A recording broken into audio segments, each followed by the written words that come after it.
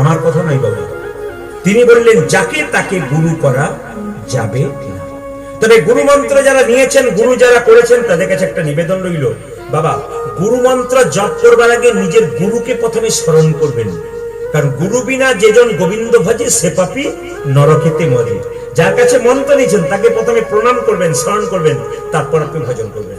একটা সুন্দর কথা বলে যায়, যারা বসে আছেন মন দিয়ে শুনবেন, যে আসনটার উপর আপনি গুরু মন্ত্র জপ করবেন, সবাই শুনবেন, যে আসনটার উপর আপনি গুরু মন্ত্র জপ করবেন, ওই আসনটাতে যখন বসবেন, বসার পরে মন্ত্র জপ হওয়ার পরে আসনটা তুলবেন, তখন আসনের নিচে একটু জল দিয়ে দেবেন নিচেতে।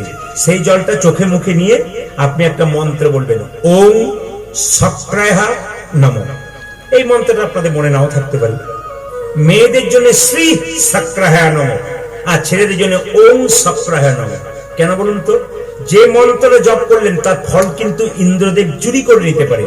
যদি আসনটা তুলে আসনের নিচে জল দিয়ে সেই জলটা চোখে মুখে নিয়ে আপনাকে ওম সক্রায় নমঃ বলার দরকার নেই। যদি না পারেন, পারলে ভালো, আপনি এটা বলবেন, হরে কৃষ্ণ কৃষ্ণ কৃষ্ণ হরে হরে, হরে রাম রাম রাম হরে। বাস, এটা বললে আপনার কাজ হবে। তাই সবাই লক্ষ্য করবো, এটা গুরুর কথা যখন বললাম তখন আপনার সবাই একটু হাত তোলান, একসঙ্গে আমরা রামকৃষ্ণ দেবের লেখা এই গুরুর গানটি করবো। গুরু পড়া একসঙ্গে হাত তুলে, হাত তুলে, হ্যাঁ।